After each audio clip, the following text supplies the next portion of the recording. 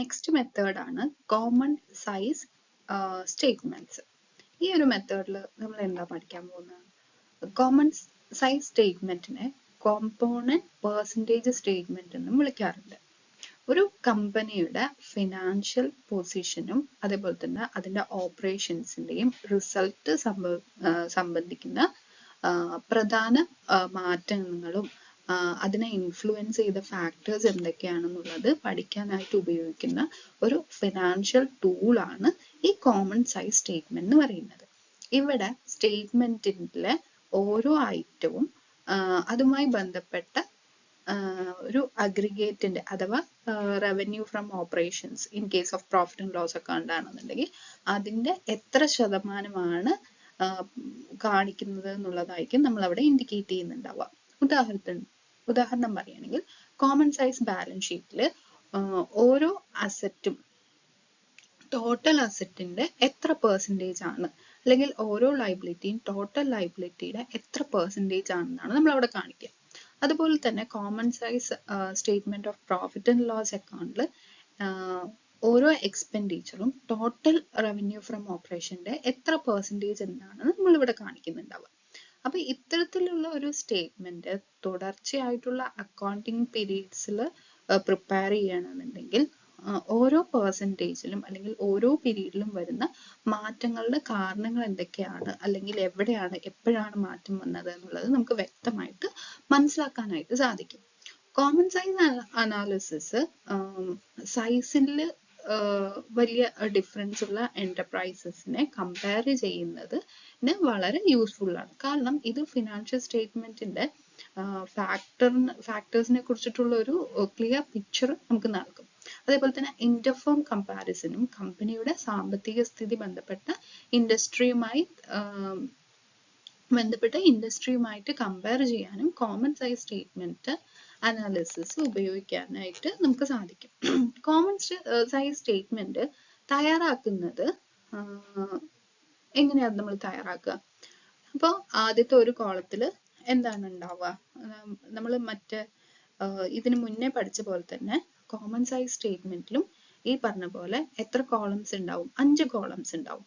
ആദ്യത്തെ column particulars എഴുതാൻ, രണ്ടാമത്തെ കോളം ഇയർ 1 ഫിഗേഴ്സ് എഴുതാനായിട്ട്, മൂന്നാമത്തെ കോളത്തിൽ ഇയർ 2 ഫിഗേഴ്സ് എഴുതാനായിട്ട്, പിന്നെ ഫോർത്ത് കോളത്തിൽ പെർസെൻറ്റേജ് ഓഫ് ഇയർ 1 ഓരോ പെർസെൻറ്റേജും ബേസുമായിട്ട് നോക്കുമ്പോൾ ഓരോ ഐറ്റത്തിന്റെയും പെർസെൻറ്റേജ് എത്ര എന്നുള്ളത് മെൻഷൻ ചെയ്യാനാണ് ഫോർത്ത് കോളം യൂസ് ചെയ്യുന്നത്. ഫിഫ്ത്ത് കോളം യൂസ് ചെയ്യുന്നത് പെർസെൻറ്റേജ് ഓഫ് ഇയർ 2 ഓരോ ഐറ്റംസിന്റെയും പെർസെൻറ്റേജ് ബേസ് പ്രകാരം ഓരോ ഐറ്റത്തിന്റെയും പെർസെൻറ്റേജ് എത്ര എന്നുള്ളത് മെൻഷൻ ചെയ്യുകയും ചെയ്യും. അപ്പോൾ കോമൺ സൈസ് സ്റ്റേറ്റ്മെന്റിന് ടേബിളിൽ എത്ര കോളംസ് വരും? 5 കോളംസ് വരും. ആദ്യത്തെ പർട്ടിക്കുലേഴ്സ്, രണ്ടാമത്തത് ഇയർ 1 ഫിഗേഴ്സ്, മൂന്നാമത്തത് ഇയർ 2 ഫിഗേഴ്സ്, നാലാമത്തത് പെർസെൻറ്റേജ് ഓഫ് ഇയർ 1 ഫിഗേഴ്സ്, അഞ്ചാമത്തത് percentage of year 2 figures.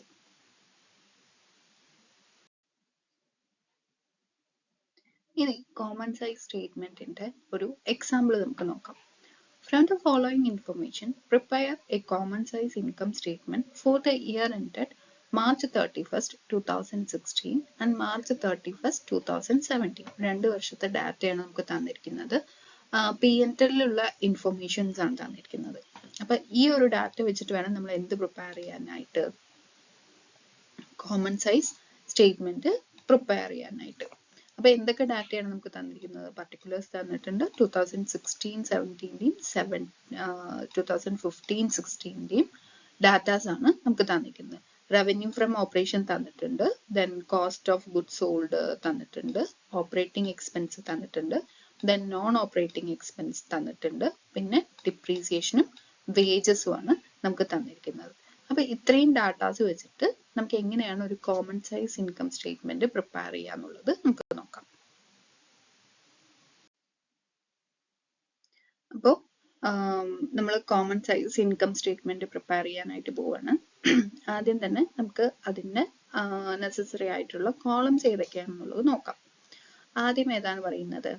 Particulars വേണം ഒരു കോളം. അതിന് ശേഷം എന്താണ് വേണ്ടത്? 2015-16 ഫിഗേഴ്സ് എഴുതാനായിട്ട് ഒരു കോളം, ദെൻ 2016-17 ഫിഗേഴ്സ് എഴുതാനായിട്ടുള്ള ഒരു column, then percentage of net sales 2015-16, percentage of net sales 2016-17. ഇവിടെ ഇൻകം എന്താ പറയുക, ഇൻകം സ്റ്റേറ്റ്മെന്റ് ആയതുകൊണ്ട് നമ്മൾ ബേസ് ആയിട്ട് എടുക്കാൻ പോകുന്നത് ഏതാണ്? സെയിൽസിനെ.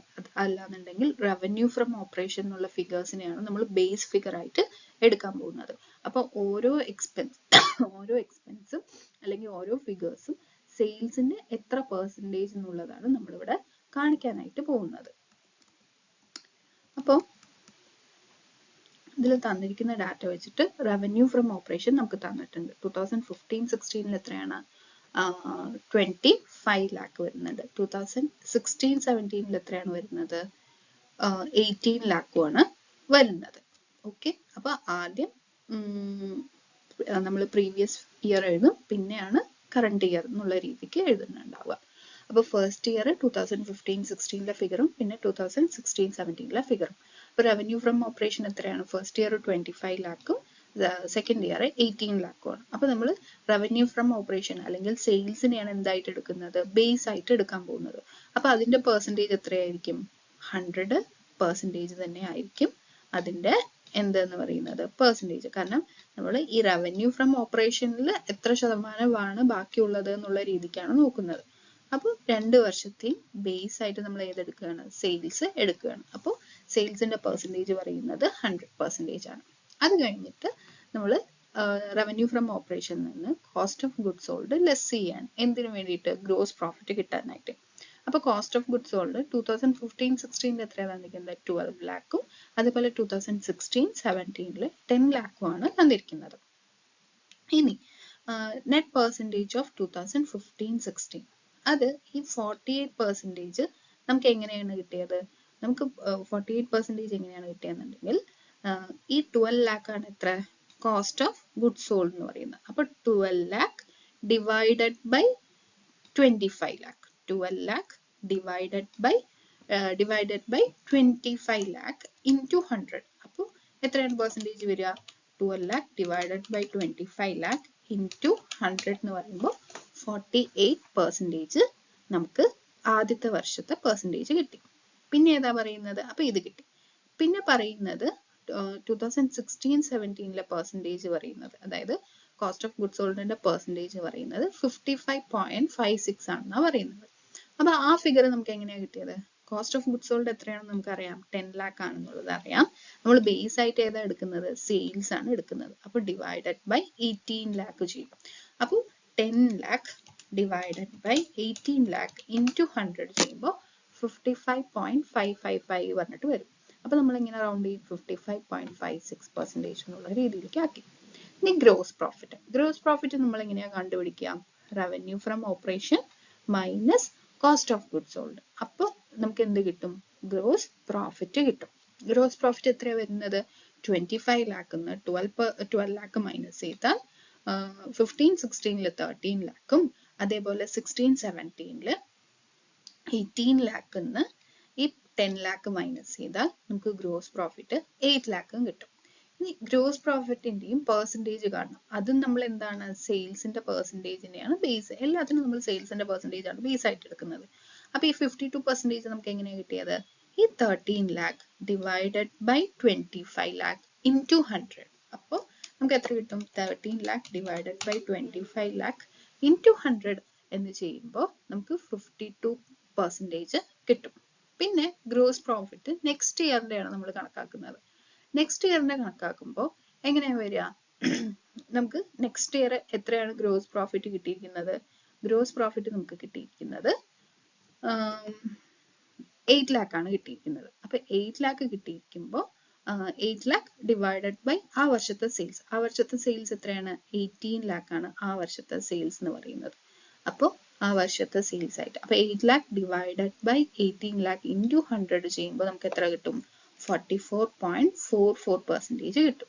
അപ്പൊ അങ്ങനെ നമ്മൾ ഗ്രോസ് പ്രോഫിറ്റിന്റെ പെർസെൻറ്റേജും 2 വർഷത്തെയും കണ്ടുപിടിച്ചു. അപ്പൊ എല്ലാത്തിനും നമ്മൾ ബേസ് ആയിട്ട് എടുക്കുന്നത് ഏതാണ്? സെയിൽസിനെയാണ് എല്ലാത്തിനും നമ്മൾ ബേസ് ആയിട്ട് എടുക്കുന്നത്. പിന്നെ അത് കഴിഞ്ഞിട്ട് എന്താണ്? നമുക്ക് ഓപ്പറേറ്റിംഗ് എക്സ്പെൻസ് വന്ന് തന്നിട്ടുണ്ട്. 2 വർഷത്തെയും ഓപ്പറേറ്റിംഗ് എക്സ്പെൻസ് വന്ന് തന്നിട്ടുണ്ട്. എത്രയാണ്? 1,20,000 80,000. അപ്പോൾ എന്നിട്ട് അതിൻ്റെ നമ്മൾ പെർസെൻറ്റേജ് കാണണം. എങ്ങനെയാണ് നമ്മൾ പെർസെൻറ്റേജ് കാണുക? 1,20,000 ഡിവൈഡഡ് ബൈ 25 lakh കിട്ടുമ്പോൾ നമുക്ക് എത്ര കിട്ടും? 4.8% കിട്ടും. നെക്സ്റ്റ് ഇയറിന്റെ എത്രയാണ് തന്നിരിക്കുന്നത്? 80,000 ആണ് തന്നിരിക്കുന്നത്. അപ്പോൾ ഓപ്പറേറ്റിംഗ് എക്സ്പെൻസിന്റെ പെർസെൻറ്റേജ് എങ്ങനെയാണ് കണക്കാക്കുക? 80,000 ഡിവൈഡഡ് ബൈ 18 lakh ഇൻറ്റു 100 ചെയ്യുമ്പോൾ 4.44% നമുക്ക് കിട്ടും. ഇനി നമ്മൾ അടുത്തത് ഏതാ എടുക്കാൻ പോകുന്നത്? ഇനി നമ്മൾ ഗ്രോസ് പ്രോഫിറ്റിൽ നിന്ന് ഓപ്പറേറ്റിംഗ് എക്സ്പെൻസ് മൈനസ് ചെയ്താൽ നമുക്ക് എന്ത് കിട്ടും? ഓപ്പറേറ്റിംഗ് ഇൻകം കിട്ടും. അപ്പൊ ഗ്രോസ് പ്രോഫിറ്റ് ആയിട്ടുള്ള 13 lakhൽ നിന്നും ഓപ്പറേറ്റിംഗ് എക്സ്പെൻസ് ആയിട്ടുള്ള 1,20,000 മൈനസ് ചെയ്യുകയാണെന്നുണ്ടെങ്കിൽ നമുക്ക് ഓപ്പറേറ്റിംഗ് ഇൻകം ആയിട്ടുള്ള 11,80,000 നമുക്ക് കിട്ടും. ഇനി അടുത്ത വർഷവും അതേപോലെ നമുക്ക് ഓപ്പറേറ്റിംഗ് ഇൻകം കണ്ടുപിടിക്കണം. ഓപ്പറേറ്റിംഗ് ഇൻകം എങ്ങനെ കണ്ടുപിടിക്കും? ആ വർഷത്തെ ഗ്രോസ് പ്രോഫിറ്റ് ആയ 8 lakhൽ നിന്നും ആ വർഷത്തെ ഓപ്പറേറ്റിംഗ് എക്സ്പെൻസ് ആയിട്ടുള്ള 80,000 ലെസ് ചെയ്യുമ്പോൾ നമുക്ക് ഓപ്പറേറ്റിംഗ് ഇൻകം 7,20,000 കിട്ടും. ഇനി അതിന്റെ പെർസെൻറ്റേജ് കണ്ടുപിടിക്കണം. എങ്ങനെയാ പെർസെൻറ്റേജ് കണ്ടുപിടിക്കുക? 11,80,000 ഡിവൈഡഡ് ബൈ 25 lakh ഇൻറ്റു 100 ചെയ്യുമ്പോൾ നമുക്ക് ഓപ്പറേറ്റിംഗ് ഇൻകത്തിന്റെ പെർസെൻറ്റേജ് കിട്ടും. അതാണ് എത്ര എന്ന് വരുന്നത്? 47.2%. അതായത് 11,80,000 ആണ് നമ്മുടെ എന്ത്? Operating income. അത് ഡിവൈഡഡ് ബൈ ആ വർഷത്തെ സെയിൽസ്. ആ വർഷത്തെ സെയിൽസ് എത്രയാണ്? 25 lakh. അപ്പോൾ 25 lakh ഇൻറ്റു 100 ചെയ്യുമ്പോൾ 47.2% കിട്ടും. അതേപോലെ തന്നെ നെക്സ്റ്റ് ഇയറിന്റെയും എന്ത് കാണണം? ഓപ്പറേറ്റിംഗ് ഇൻകത്തിന്റെ പെർസെൻറ്റേജ് കാണണം. അപ്പൊ നെക്സ്റ്റ് ഇയറിന്റെ ഓപ്പറേറ്റിംഗ് ഇൻകം എത്രയാണ്? 7,20,000. ആ വർഷത്തെ സെയിൽസോ 18 lakh വരുന്നുണ്ട്. അപ്പോൾ പെർസെൻറ്റേജ് എങ്ങനെയാ കാണുക? 7,20,000 divided by 18 lakh into 100. 7,20,000 divided by 18 lakh into 100 ചെയ്യുമ്പോൾ നമുക്ക് എത്ര പെർസെൻറ്റേജ് കിട്ടും? 40% ആണ് നമുക്ക് കിട്ടുന്നത്. ഇനി നമുക്കിവിടെ ഓപ്പറേറ്റിംഗ് എക്സ്പെൻസും ഉണ്ട്, ഓപ്പറേറ്റിംഗ് ഇൻകം കിട്ടിക്കഴിഞ്ഞു അല്ലേ? ഇനി അടുത്തത് നോൺ ഓപ്പറേറ്റിംഗ് എക്സ്പെൻസ് പറഞ്ഞിട്ട് തന്നിട്ടുണ്ട്. നോൺ ഓപ്പറേറ്റിംഗ് എക്സ്പെൻസ് പറഞ്ഞിട്ട് എത്രയാണ് തന്നിരിക്കുന്നത്? ആദ്യത്തെ വർഷത്തിന് 15,000 രണ്ടാമത്തെ വർഷത്തിന് 12,000 ആണ് തന്നിരിക്കുന്നത്. അപ്പൊ നോൺ ഓപ്പറേറ്റിംഗ് എക്സ്പെൻസിന്റെ പെർസെൻറ്റേജ് നമുക്ക് കാണാം. അപ്പോൾ ആദ്യത്തെ വർഷം എത്രയാണ് non operating expense? 15,000. 15,000 divided by sales 25 lakh ചെയ്യുമ്പോൾ നമുക്ക് എത്ര പെർസെൻറ്റേജ് ആണ് കിട്ടുക? 15,000 divided by 25 lakh into 100 ചെയ്യുമ്പോൾ നമുക്ക് 0.6% ആണ് കിട്ടുക. ഇനി അടുത്ത വർഷത്തെ നോൺ ഓപ്പറേറ്റിംഗ് എക്സ്പെൻസ് എത്രയാണ്? 12,000 ആണ്. അപ്പൊ 12,000 divided by ആ വർഷത്തെ സെയിൽസ് എത്രയാണ്? 18 lakh. അപ്പൊ 12,000 divided by 18 lakh ചെയ്യുമ്പോൾ into 100 ചെയ്യുമ്പോൾ നമുക്ക് ആ വർഷത്തെ നോൺ ഓപ്പറേറ്റിംഗ് എക്സ്പെൻസസിന്റെ പെർസെൻറ്റേജ് കിട്ടും. അപ്പോൾ 12,000 divided by 18 lakh into 100 ചെയ്യുമ്പോൾ 0.666 പറഞ്ഞിട്ടായിരിക്കും നമ്മുടെ പെർസെൻറ്റേജ് വരുന്നുണ്ടാവുക. ഇനി ഓപ്പറേറ്റിംഗ് ഇൻകമായി നോൺ ഓപ്പറേറ്റിംഗ് എക്സ്പെൻസും ഉണ്ട്. അപ്പോൾ ഓപ്പറേറ്റിംഗ് ഇൻകത്തിൽ നിന്നും നോൺ ഓപ്പറേറ്റിംഗ് എക്സ്പെൻസ് മൈനസ് ചെയ്താൽ നമുക്ക് പ്രോഫിറ്റ് കിട്ടും. അപ്പോൾ 11,80,000 നിന്നും നോൺ ഓപ്പറേറ്റിംഗ് എക്സ്പെൻസ് ആയിട്ടുള്ള 15,000 മൈനസ് ചെയ്യുമ്പോൾ നമുക്ക് 11,65,000 പ്രോഫിറ്റ് ആയിട്ട് കിട്ടും. ഇനി പ്രോഫിറ്റും സെയിൽസിന്റെ എത്ര പെർസെൻറ്റേജ് ആണെന്നുള്ളത് നമുക്ക് കണക്കാക്കണം. പ്രോഫിറ്റ് എത്രയാണ് വന്നിരിക്കുന്നത്? 11,65,000 ഡിവൈഡഡ് ബൈ ആ വർഷത്തെ സെയിൽ എത്രയാണ്? ആ വർഷത്തെ സെയിൽസ് ആണ് 25 lakh. 25 lakh വരുമ്പോൾ 46.6% ആണ് നമുക്ക് ആ വർഷത്തെ percentage of profit on sales കിട്ടുക. ഇനി അടുത്ത വർഷത്തെ ഈ പറഞ്ഞ പോലെ പ്രോഫിറ്റ് നമ്മൾ എങ്ങനെ കണ്ടുപിടിക്കും? ഓപ്പറേറ്റിംഗ് ഇൻകത്തിൽ നിന്നും നോൺ ഓപ്പറേറ്റിംഗ് എക്സ്പെൻസ് മൈനസ് ചെയ്യുമ്പോൾ നമുക്ക് പ്രോഫിറ്റ് ആയിട്ടുള്ള 7,08,000 കിട്ടും. അപ്പൊ ഈ പ്രോഫിറ്റ് ആ വർഷത്തെ സെയിൽസിന്റെ എത്ര പെർസെൻറ്റേജ് ആണെന്നുള്ളത് നമുക്ക് നോക്കണം. അപ്പൊ 7,08,000 ഡിവൈഡഡ് ബൈ 18 lakh into 100 ചെയ്യുമ്പോൾ ആ വർഷത്തെ പ്രോഫിറ്റ് പെർസെൻറ്റേജും കിട്ടും. അപ്പോൾ 7,08,000 divided by 18 lakh into 100. അപ്പോൾ എത്ര വരും? 39.33% ആണ് നമുക്ക് കിട്ടുക പ്രോഫിറ്റ്, ആ വർഷത്തെ പ്രോഫിറ്റ് ആയിട്ട് കിട്ടുക. നമ്മൾ ഇവിടെ ഒന്ന് ശ്രദ്ധിക്കണം, നമ്മളിവിടെ നമ്മുടെ ക്വസ്റ്റ്യനിൽ വേജസും അതേപോലെ ഡിപ്രീസിയേഷനും തന്നിട്ടുണ്ടായിരുന്നു, പക്ഷെ നമ്മൾ അത് ഇവിടെ കൺസിഡർ ചെയ്തിട്ടില്ല. അതിനുള്ള കാരണം ഒന്ന്, വേജസ് വന്നിട്ട് കോസ്റ്റ് ഓഫ് ഗുഡ്സ് സോൾഡിൽ ഇൻക്ലൂഡ് ചെയ്തിട്ടുണ്ടാവും, അതുകൊണ്ടാണ് വേജസിന്റെ നമ്മൾ സെപ്പറേറ്റ് ആയിട്ട് എടുക്കാണ്ടിരുന്നത്. പിന്നെ ഡിപ്രീസിയേഷൻ തന്നിട്ടുണ്ടായിരുന്നു, depreciation as a part of operating expense, operating എക്സ്പെൻസിന്റെ ഒരു പാർട്ടാണ് എന്ത്, ഡിപ്രീസിയേഷൻ പറയുന്നത്. അതുകൊണ്ടാണ് നമ്മൾ സെപ്പറേറ്റ് ആയിട്ട് വേജസ് ആണെങ്കിലും ഡിപ്രീസിയേഷനും ഇവിടെ ലെസ് ചെയ്യാതെ ഇരുന്നത്. അപ്പോൾ ഇങ്ങനെയാണ് ഒരു കോമൺ സൈസ് സ്റ്റേറ്റ്മെന്റ് പ്രിപ്പയർ ചെയ്യുക. അപ്പോൾ പ്രോഫിറ്റ് ആൻഡ് ലോസ് അക്കൗണ്ട് അല്ലെങ്കിൽ ഇൻകം സ്റ്റേറ്റ്മെന്റിന്റെ ഒരു കോമൺ സൈസ് സ്റ്റേറ്റ്മെന്റ് ആണ് നമ്മൾ പ്രിപ്പയർ ചെയ്യണമെന്നുണ്ടെന്നുണ്ടെങ്കിൽ അവിടെ നമ്മൾ ബേസ് ആയിട്ട് ഏതാ എടുക്കുക, ആ വർഷത്തെ സെയിൽസ് ആയിരിക്കും നമ്മൾ ബേസ് ആയിട്ട് എടുക്കുന്നുണ്ടാവുക. കോമൺ സൈസ് സ്റ്റേറ്റ്മെന്റ് ബാലൻസ് ഷീറ്റിന്റെ കേസ് വരികയാണെങ്കിൽ നമ്മൾ എങ്ങനെയാണ് ഉണ്ടാക്കുക, ബാലൻസ് ഷീറ്റ് കേസ് വരികയാണെന്നുണ്ടെങ്കിൽ നമ്മൾ പ്രോഫിറ്റ് ആൻഡ് ലോസ് അക്കൗണ്ടിന്റെ കേസ് വന്നപ്പോൾ ബേസ് ഫിഗർ ആയിട്ട് എടുത്തത് എന്തായിരുന്നു, സെയിൽസ് ആയിരുന്നു അല്ലെ. അപ്പോൾ ബാലൻസ് ഷീറ്റിന്റെ കേസ് വരുമ്പോൾ നമ്മൾ ബേസ് ഫിഗർ ആയിട്ട് എടുക്കുക, ഒന്നില്ലെങ്കിൽ ടോട്ടൽ അസറ്റ് അല്ലെങ്കിൽ ടോട്ടൽ ലയബിലിറ്റീസ്. ബിക്കോസ് ടോട്ടൽ അസറ്റ്സും ടോട്ടൽ ലയബിലിറ്റീസും എപ്പോഴും എന്തായിരിക്കും, ഈക്വൽ ആയിരിക്കും.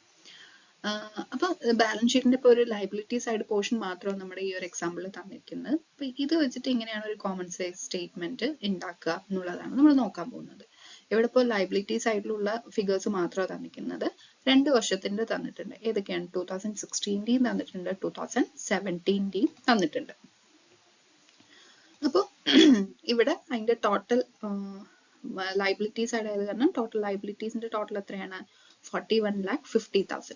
അപ്പൊ ഈ ഒരു എമൗണ്ട് ആയിരിക്കും 2016 ഫിഗേഴ്സ് നമ്മൾ പെർസെൻറ്റേജ് കണക്കാക്കുമ്പോൾ ബേസ് ഫിഗർ ആയിട്ട് കണക്കാക്കുന്നുണ്ടാവുക. അതേപോലെ 2017 ടോട്ടൽ ലയബിലിറ്റീസ് എന്ന് പറയുന്നത് 32,50,000 ആയിരിക്കും. അപ്പൊ 2017 ഓരോ ഐറ്റത്തിന്റെയും പെർസെൻറ്റേജ് കണക്കാക്കുമ്പോൾ അതിന്റെ ബേസ് ഫിഗർ ആയിട്ട് കണക്കാക്കാൻ പോകുന്നത് നമ്മൾ ഈ ഒരു ടോട്ടൽ ആയിരിക്കും. അപ്പൊ അതുകൊണ്ട് തന്നെ ഈ ടോട്ടലിന്റെ, അതായത് 2016 ടോട്ടൽ ലയബിലിറ്റീസിന്റെയും 2017 ടോട്ടൽ ലയബിലിറ്റീസിന്റെയും പെർസെൻറ്റേജ് എന്ന് പറയുന്നത് എത്രയായിരിക്കും, 100% ആയിരിക്കും. ഓക്കെ, അപ്പൊ നമ്മൾ ആദ്യത്തേത് നോക്കാം. ആദ്യത്തേത് 2016 എത്രയാണ് തന്നിരിക്കുന്നത്, 15 lakh ആണ് ക്യാപിറ്റൽ ആയിട്ട് തന്നിരിക്കുന്നത്. അപ്പൊ നമുക്ക് ആദ്യം ക്യാപിറ്റലിന്റെ പെർസെൻറ്റേജ് കണക്കാക്കാം. അപ്പൊ 15 lakh ആണ് ക്യാപിറ്റൽ. അപ്പൊ ക്യാപിറ്റലിന്റെ പെർസെൻറ്റേജ് എങ്ങനെയാണ് കണക്കാക്കുക, ക്യാപിറ്റലിന്റെ figure divided by total liabilities. അപ്പൊ 15 lakh ഡിവൈഡഡ് ബൈ 41,50,000. 41,50,000 ആണ് നമുക്ക് എവിടെ കിട്ടിയിരിക്കുന്നത്, ആ വർഷത്തെ ലയബിലിറ്റി സൈഡിന്റെ ടോട്ടൽ എന്ന് പറയുന്നത്. അങ്ങനെ ചെയ്യുമ്പോൾ നമുക്ക് എത്ര പെർസെൻറ്റേജ് കിട്ടും, 36.14% കിട്ടും. ഇനി റവന്യൂവിന്റെ നോക്കുകയാണെന്നുണ്ടെങ്കിൽ റവന്യൂ എത്രയാണ് വരുന്നത്, 5 lakh ആണ് വരുന്നത്. അപ്പൊ റവന്യൂവിന്റെ പെർസെൻറ്റേജ് എങ്ങനെയാണ് കണക്കാക്കുക, 5 lakh divided by 41,50,000 into 100. 5 lakh divided by 41,50,000 into 100 ചെയ്യുമ്പോൾ നമുക്ക് എത്ര കിട്ടും, 12.05% കിട്ടും. അതിനുശേഷം non current liabilities. Non current liabilities ആയിട്ട് നമുക്ക് ലോങ് ടേം ബോറോവിങ്സ് മാത്രമാണ് തന്നിരിക്കുന്നത്. ലോങ് ടേം ബോറോവിങ്സ് എത്രയാണ് തന്നിരിക്കുന്നത്, 6 lakh ആണ് തന്നിരിക്കുന്നത്. അപ്പൊ അതിന്റെ പെർസെൻറ്റേജ് എങ്ങനെയാണ് കണക്കാക്കുക, 6 lakh divided by 41,50,000. 6 lakh divided by 41,50,000 into 100 ചെയ്യുമ്പോൾ അതിന്റെ പെർസെൻറ്റേജ് നമുക്ക് എത്ര കിട്ടും, 14.46% കിട്ടും. അതിനുശേഷം ട്രേഡ് പേബിൾസ്. ട്രേഡ് പേബിൾസ് എത്രയാണ് തന്നിരിക്കുന്നത്, 15,50,000. അപ്പോൾ ട്രേഡ് പേബിൾസിന്റെ പെർസെൻറ്റേജ് എങ്ങനെ കണക്കാക്കും, 15,50,000 divided by 41,50,000 into 100 ചെയ്യുമ്പോൾ 37.35%. ഇനി നമ്മൾ ഈ ചെയ്തതെല്ലാം പിന്നെ ടോട്ടലിന്റെ നമ്മൾ എന്താണ് ഓൾറെഡി ബേസ് ആയത് കാരണം അതിന്റെ പെർസെൻറ്റേജ് എത്രയായിരിക്കും, 100 ആണെന്ന് പറഞ്ഞാൽ നമ്മൾ ഓൾറെഡി മെൻഷൻ ചെയ്തിട്ടുണ്ടായിരുന്നു. ഇനിയിപ്പോൾ നമ്മൾ ഈ കണ്ടുപിടിച്ച ടോട്ടൽസ് എല്ലാം കറക്റ്റ് ആണോ എന്നൊന്ന് വെരിഫൈ ചെയ്യണമെന്നുണ്ടെന്നുണ്ടെങ്കിൽ ഈ കോളം അല്ലെങ്കിൽ ഈ കിട്ടിയ പെർസെൻറ്റേജസ് എല്ലാം കൂടി ടോട്ടൽ ചെയ്യുമ്പോൾ 100 ഒഴിച്ച് ബാക്കിയുള്ള ഫിഗേഴ്സ് എല്ലാം കൂടി ടോട്ടൽ ചെയ്ത് നോക്കുമ്പോൾ നമുക്ക് 100% വരണം. അപ്പോൾ 36.14 ആണ് ആദ്യത്തെ ഷെയർ ക്യാപിറ്റലിന്റെ പെർസെൻറ്റേജ്. പ്ലസ് റിസർവ്സ് ആൻഡ് സർപ്ലസിന്റെ പെർസെൻറ്റേജ് എത്രയാണ്, 12.05 പ്ലസ് ലോങ് ടേം ബോറോവിങ്സിന്റെ പെർസെൻറ്റേജ് എത്രയാണ്, 14.46% പ്ലസ് ട്രേഡ് പേബിൾസിന്റെ പെർസെൻറ്റേജ് എത്രയാണ്, 37.35%. അങ്ങനെ കണക്കാക്കുമ്പോൾ നമുക്ക് 100% കിട്ടുന്നുണ്ട്. അപ്പോൾ നമ്മൾ ക്രോസ് വെരിഫൈ ചെയ്തു, നമ്മൾ കണ്ടുപിടിച്ച പെർസെൻറ്റേജ് എന്താണ്, കറക്റ്റ് ആണ് എന്നുള്ളത്. നെക്സ്റ്റ് നമുക്ക് നെക്സ്റ്റ് ഇയറിന്റെ നോക്കാം. നെക്സ്റ്റ് ഇയർ നമുക്ക് വേറൊരു കളർ എടുക്കാം. ഓക്കെ, ഷെയർ ക്യാപിറ്റൽ എത്രയാണ് തന്നിരിക്കുന്നത്? 12 lakh ആണ് തന്നിരിക്കുന്നത്. നമ്മൾ ബേസ് ആയിട്ട് ഇത് എടുക്കാൻ പോകുന്നത് ആ വർഷത്തെ ടോട്ടൽ വാട്ട് ഇതിന്റെ ടോട്ടൽ ലയബിലിറ്റീസിന്റെ ടോട്ടൽ എമൗണ്ട് ആണ് നമ്മൾ ബേസ് ആയിട്ട് എടുക്കുന്നത്. അത് എത്രയാണ്? 32,50,000 ആണ് അതിന്റെ ബേസ് ആയിട്ട് വരുന്നത്. ഓക്കെ, 32,50,000 ആണ് ബേസ്. ഇതാണ് നമ്മൾ ബേസ് ആയിട്ട് എടുക്കുന്നത്. അപ്പോൾ 12 lakh ഡിവൈഡഡ് ബൈ 32.5 ഇൻറ്റു 100 ചെയ്യുമ്പോൾ നമുക്ക് ഷെയർ ക്യാപിറ്റലിന്റെ പെർസെൻറ്റേജ് എത്ര കിട്ടും? 2017 36.93 കിട്ടും. Then reserves and surplus. Reserves and surplus എത്രയാണ്? 5 lakh. നമ്മൾ ബേസ് ഏതാണ്? Total liabilities. അപ്പോൾ 5 lakh ഡിവൈഡഡ് ബൈ 32,50,000 ഇൻറ്റു 100 ചെയ്യുമ്പോൾ നമുക്ക് എത്ര കിട്ടും? 15,35,000 കിട്ടും. ഇനി ലോങ് ടേം ബോറോയിങ്സ് 5 lakh ആണ്. അപ്പോൾ റിസർവ്സ് ആൻഡ് സർപ്ലസും 5 lakh ആണ്, ഇതും 5 lakh ആണ്. അപ്പൊ അതിന്റെ പെർസെൻറ്റേജ് ഓട്ടോമാറ്റിക്കലി എന്തായിരിക്കും? സെയിം ആയിരിക്കും, 15.38%. പിന്നെ ട്രേഡ് പേബിൾസ് എത്രയാണ് വരുന്നത്? ടോട്ടല് 10,50,000. ട്രേഡ് പേബിൾസിന്റെ പെർസെൻറ്റേജ് എത്രയാണ് വരിക? 10,50,000 ഡിവൈഡഡ് ബൈ 32,50,000 ഇൻറ്റു 100 ചെയ്യുമ്പോൾ നമുക്ക് എത്ര കിട്ടും?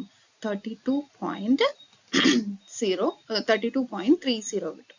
ഇനി നമുക്ക് ക്രോസ് വെരിഫൈ ചെയ്യാം എന്താണ് ഇതെല്ലാം ശരിയാണോ എന്നുള്ളത്. 32 നമുക്ക് ട്രേഡ് പേബിൾസിന്റെ പെർസെൻറ്റേജ് നമുക്ക് എത്രയാണ് കിട്ടിയത്? 32.30 ആയിരുന്നു. അപ്പൊ 306 എന്നൊക്കെ വരുന്നത്. അപ്പൊ നമുക്ക് 31 എടുക്കാം. അത് പ്ലസ് ലോങ് ടേം ബോറോയിങ്സിന്റെ പെർസെൻറ്റേജ് 15.38 പ്ലസ് റിസർവ്സ് ആൻഡ് സർപ്ലസിന്റെ പെർസെൻറ്റേജ് 15.38 പ്ലസ് ക്യാപിറ്റലിന്റെ പെർസെൻറ്റേജ് എത്രയാണ്? 36.93%. അപ്പൊ ടോട്ടൽ എത്ര വന്നു? 100% നമുക്ക് ടോട്ടലും വന്നിട്ടുണ്ട്. അപ്പൊ ഇങ്ങനെയാണ് കോമൺ സൈസ് സ്റ്റേറ്റ്മെന്റ് ബാലൻസ് ഷീറ്റിന്റെ കേസസിൽ പ്രിപ്പയർ ചെയ്യുക. ഇനിയിപ്പോ അസറ്റ് സൈഡും തന്നിട്ടുണ്ടെന്നുണ്ടെങ്കിൽ ഒന്നുമില്ല, നമ്മുടെ ബേസ് എത്രയാണ്? ഇതേ ഫിഗർ തന്നെ ആയിരിക്കും അല്ലെ അതത് വർഷത്തിന്റെ. കാരണം ബാലൻസ് ഷീറ്റിലെ അസറ്റിന്റെയും ലയബിലിറ്റീസിന്റെയും ടോട്ടൽ എന്തായിരിക്കും? ഈക്വൽ ആയിരിക്കും. അപ്പോൾ അസറ്റ് സൈഡിലെ ഓരോ അസറ്റിന്റെയും ടോട്ടൽ ഫിഗേഴ്സ് എടുക്കുക ഡിവൈഡഡ് ബൈ ബേസ്. ആ അസറ്റിന്റെ ടോട്ടലുമായിട്ട് ബേസ് വെച്ചിട്ട് ഇൻറ്റു 100 ചെയ്താൽ ഈ പറഞ്ഞ പോലെ ഓരോ അസറ്റ്സിന്റെയും പെർസെൻറ്റേജ് ഓഫ് ടോട്ടൽ അസറ്റും നമുക്ക് കിട്ടും. Limitations of financial analysis. Financial അനാലിസിസിന്റെ ലിമിറ്റേഷൻസ്. ഫിനാൻഷ്യൽ അനാലിസിസ് ഒരു ഓർഗനൈസേഷന്റെ ഫിനാൻഷ്യൽ സ്ട്രെങ്ത്തും വീക്ക്നെസ്സും തിരിച്ചറിയാനായിട്ട് സാധിക്കുന്ന ഒരു ടൂൾ ആണെന്ന് നമ്മൾ പഠിച്ചു. അത് ഫിനാൻഷ്യൽ സ്റ്റേറ്റ്മെന്റിൽ അവൈലബിൾ ആവുന്ന ഡാറ്റയെ മാത്രം ഡിപ്പെൻഡ് ചെയ്തുകൊണ്ടാണ് നമ്മൾ എന്ത് പ്രിപ്പയർ ചെയ്യുന്നത്? ഫിനാൻഷ്യൽ അനലൈസിസ് ചെയ്യുന്നത്. അതുകൊണ്ട് തന്നെ ഫിനാൻഷ്യൽ അനാലിസിസിന് ഫിനാൻഷ്യൽ സ്റ്റേറ്റ്മെന്റിന്റെ ലിമിറ്റേഷൻസും എന്താണ്? ബാധകമാണ്. Financial analysis price level changes, window dressing of financial statement, ഒരു ഓർഗനൈസേഷന്റെ അല്ലെങ്കിൽ ഒരു സ്ഥാപനത്തിന്റെ അക്കൗണ്ടിംഗ് പോളിസീസിൽ വരുന്ന മാറ്റങ്ങൾ, അക്കൗണ്ടിംഗ് കോൺസെപ്റ്റ്, കൺവെൻഷൻസ്, പിന്നെ പേഴ്സണൽ ജഡ്ജ്മെന്റ് എന്നിവയുടെ സ്വാധീനങ്ങളെ കുറിച്ചിട്ട് ഫിനാൻഷ്യൽ അനാലിസിസ്റ്റ് എപ്പോഴും എന്തായിരിക്കണം? അവെയർ ആയിരിക്കണം, ബോധവാനായിരിക്കണം. ഇത് കൂടാതെ മറ്റ് ചില ലിമിറ്റേഷൻസ് എന്ന് പറയാനായിട്ട് ഫിനാൻഷ്യൽ അനാലിസിസ് പ്രൈസ് ലെവൽ ചേഞ്ചസിനെ എന്ത് ചെയ്യുന്നില്ല? കൺസിഡർ ചെയ്യുന്നില്ല, പരിഗണിക്കുന്നില്ല. അതേപോലെ തന്നെ ഒരു സ്ഥാപനത്തിന്റെ അക്കൗണ്ടിംഗ് പ്രൊസീജിയറിൽ വരുന്ന മാറ്റങ്ങളെ കുറിച്ചുള്ള അറിവ് ഇല്ലാന്നുണ്ടെന്നുണ്ടെങ്കിൽ ഫിനാൻഷ്യൽ അനാലിസിസ് എന്തായി പോവാം? തെറ്റായി പോവാനായിട്ടുള്ള ചാൻസസ് ഉണ്ട്. ഫിനാൻഷ്യൽ അനാലിസിസ് ഒരു കമ്പനിയുടെ റിപ്പോർട്ടിന്റെ സ്റ്റഡി മാത്രമാണ്. മോണിറ്ററി ഇൻഫർമേഷൻ മാത്രമാണ് ഫിനാൻഷ്യൽ അനാലിസിസിൽ എന്താണ് കൺസിഡർ ചെയ്യുന്നത്. നോൺ മോണിറ്ററി ആസ്പെക്ട്സ് ഫുള്ളി എന്ത് ചെയ്യുന്നുണ്ട്? അവിടെ ഇഗ്നോർ ചെയ്യുന്നുണ്ട്. ഫിനാൻഷ്യൽ സ്റ്റേറ്റ്മെന്റ്സിൽ അക്കൗണ്ടിംഗ് കോൺസെപ്റ്റിനെ ബേസ് ആക്കി തയ്യാറാക്കുന്നത് കൊണ്ട് അത് ഓർഗനൈസേഷന്റെ കറന്റ് പൊസിഷനെ പ്രതിഫലിക്കണം എന്നില്ല ചില കേസസിലാണെന്നുണ്ടെങ്കിലും. അപ്പോൾ ഏതൊരു കാര്യത്തിനെങ്കിലും നല്ല വശമുണ്ട്, അതേപോലെ മോശം വശങ്ങളും ഉണ്ട്. അപ്പൊ ഒരു ഫിനാൻഷ്യൽ അനാലിസിസിന്റെ മോശം വശങ്ങളാണ് നമ്മളിപ്പോ പറഞ്ഞത്. അപ്പോൾ ഈ ഒരു ചാപ്റ്ററിൽ നമ്മൾ എന്തൊക്കെ കാര്യങ്ങളൊക്കെ നോക്കി എന്നുള്ളതിന്റെ ഒരു സമ്മറിയാണ് നമ്മളിവിടെ പറയാൻ പോകുന്നത്. ഒരു ആനുവൽ റിപ്പോർട്ട് അല്ലാന്നുണ്ടെങ്കിൽ ഒരു ഫിനാൻഷ്യൽ സ്റ്റേറ്റ്മെന്റിൽ മെയിൻ ആയിട്ട് വരുന്നത് ഏതൊക്കെയാണ്? Balance sheet, statement of profit and loss account, cash statement. ഇത് കൂടാതെ കമ്പനി ആ വർഷത്തിൽ കൈവരിച്ച കോർപ്പറേറ്റ് പെർഫോമൻസിനെ കുറിച്ചിട്ടുള്ള management discussion and analysis MD&A കൂടി ഉൾപ്പെടുന്നുണ്ട്. ഇതില് കമ്പനിയുടെ ഫ്യൂച്ചർ പ്രോസ്പെക്ട്സും വിലയിരുത്തുന്നുണ്ട്.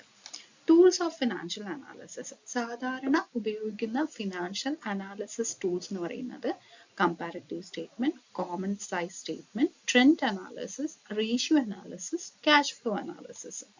അതിൽ കമ്പാരിറ്റീവ് സ്റ്റേറ്റ്മെന്റ് എന്ന് പറയുന്നത് ഒരു ഓർഗനൈസേഷന്റെ ഫിനാൻഷ്യൽ സ്റ്റേറ്റ്മെന്റ് ഐറ്റത്തിൽ ഓവർ എ പീരീഡ് വന്ന മാറ്റങ്ങൾ കാണിക്കുന്ന ഒരു സ്റ്റേറ്റ്മെന്റ് ആണ്. മാറ്റങ്ങൾ ആബ്സല്യൂട്ട് ടേംസിലും അതേപോലെ പെർസെൻറ്റേജിലും കാണിക്കുന്നുണ്ട് ഈ കമ്പാരിറ്റീവ് സ്റ്റേറ്റ്മെന്റ്. ഒരു ഓർഗനൈസേഷന്റെ വിവിധ വർഷങ്ങളിലെ വിവരങ്ങളും അതിൽ അല്ലാന്നുണ്ടെങ്കിൽ രണ്ട് സ്ഥാപനങ്ങൾ തമ്മിലുള്ള കമ്പാരിസണും വേണ്ടിയിട്ടാണ് നമ്മൾ ഈ ഒരു ടൂള് യൂസ് ചെയ്യുന്നത്. പിന്നെ നമ്മൾ പഠിച്ചത് എന്തായിരുന്നു? Common size statement. Common size statement എല്ലാ ഐറ്റംസും ഒരു percentage of A common base ആയിട്ടാണ് അവതരിപ്പിക്കുന്നത്. ഇപ്പൊ പ്രോഫിറ്റ് ആൻഡ് ലോസ് അക്കൗണ്ടിലാണെന്നുണ്ടെങ്കിൽ നമ്മൾ ബേസ് ആയിട്ട് എടുക്കുന്നത് എന്തായിരിക്കും? റവന്യൂ ഫ്രം ഓപ്പറേഷൻ അല്ലെങ്കിൽ സെയിൽസ്. അതിനായിരിക്കും നമ്മൾ 100% കൊടുത്തത്. അപ്പൊ ആ സെയിൽസിന്റെ എത്ര പെർസെൻറ്റേജ് ആണ് ഓരോ എക്സ്പെൻസും എന്നുള്ള രീതിയിലായിരിക്കും നമ്മൾ നോക്കി വരുന്നുണ്ടാവുക. ബാലൻസ് ഷീറ്റിലാണെന്നുണ്ടെങ്കിൽ നമ്മൾ ബേസ് ആയിട്ട് എടുക്കുന്നത് ടോട്ടൽ അസറ്റ് അല്ലെങ്കിൽ ടോട്ടൽ ലൈബിലിറ്റി ആയിരിക്കും. അപ്പൊ ഈ ടോട്ടൽ അസറ്റ് അല്ലെങ്കിൽ ടോട്ടൽ ലൈബിലിറ്റിയുടെ എത്ര പെർസെൻറ്റേജ് ആയിരിക്കും ഓരോ അസറ്റും അല്ലെങ്കിൽ ഓരോ ലൈബിലിറ്റിയും എന്നായിരിക്കും നമ്മളവിടെ ചെക്ക് ചെയ്യുന്നുണ്ടാവുക. വ്യത്യസ്ത സൈസിലുള്ള ഓർഗനൈസേഷന്റെ ഫിനാൻഷ്യൽസ് താരതമ്യം ചെയ്യാനായിട്ട് ഈ ഒരു കോമൺ സൈസ് സ്റ്റേറ്റ്മെന്റ് വളരെ ഉപകാരപ്രദം ആയിരിക്കും. അപ്പോൾ ഒരു ആനുവൽ റിപ്പോർട്ട്സിൽ പ്രധാനമായിട്ട് നമുക്ക് എന്തൊക്കെ കാണും? Balance sheet, statement of profit and loss account, cash flow statement എന്നീ ബേസിക് ഫിനാൻഷ്യൽ സ്റ്റേറ്റ്മെന്റ് ഇൻക്ലൂഡഡ് ആണ്. അതേപോലെ തന്നെ കൂടാതെ ആ വർഷത്തെ കോർപ്പറേറ്റ് പെർഫോമൻസിനെ കുറിച്ചിട്ടുള്ള മാനേജ്മെന്റിന്റെ ഡിസ്കഷനും കമ്പനിയുടെ ഭാവിയെ കുറിച്ചിട്ടുള്ള സാധ്യതകളും അതായത് ഫ്യൂച്ചർ പ്രോസ്പെക്ട്സും എങ്ങനെ വിലയിരുത്തുന്നു എന്നുള്ളതൊക്കെയാണ് നമ്മൾ ഈ ഒരു ചാപ്റ്ററിൽ പഠിച്ചത്. ഈ ചാപ്റ്ററിൽ നമ്മൾ പുതുതായിട്ട് ഇൻട്രൊഡ്യൂസ് ചെയ്ത ടേംസ് എന്ന് പറയുന്നത് ഏതൊക്കെയായിരുന്നു? Financial analysis, common size statement, comparative statement, trend analysis, ratio analysis, cash flow statement, inter firm comparison, intra firm comparison, vertical analysis, horizontal analysis. ഈ ടേംസ് ഒക്കെ നമ്മൾ എന്തൊക്കെയാണെന്നുള്ളത് ഈ ഒരു ചാപ്റ്ററിൽ വളരെ വിശദമായിട്ട് തന്നെ നമ്മൾ പഠിച്ചിട്ടുണ്ട്. അപ്പൊ ഇതുമായി ബന്ധപ്പെട്ട പ്രോബ്ലംസ് ചെയ്യാനും വളരെ എളുപ്പമാണ് അല്ലെ? കോമൺ സൈസ് ആണെന്നുണ്ടെങ്കിലും കമ്പാരിറ്റീവ് ആണെന്നുണ്ടെങ്കിൽ നമ്മൾ എന്ത് ചെയ്യും? എത്ര കൂടി എത്ര കുറഞ്ഞു എന്നുള്ളത് എഴുതും. എന്നിട്ട് അതിന്റെ പെർസെൻറ്റേജ് എത്ര എന്നുള്ളത് എഴുതും. കോമൺ സൈസിലാണെന്നുണ്ടെങ്കിൽ ഓരോ ഐറ്റവും നമ്മൾ ബേസ് ആയി തിരഞ്ഞെടുക്കുന്നതിന്റെ എത്ര പെർസെൻറ്റേജ് ആണെന്നുള്ള രീതിക്കും എഴുതാനായിട്ട് സാധിക്കും.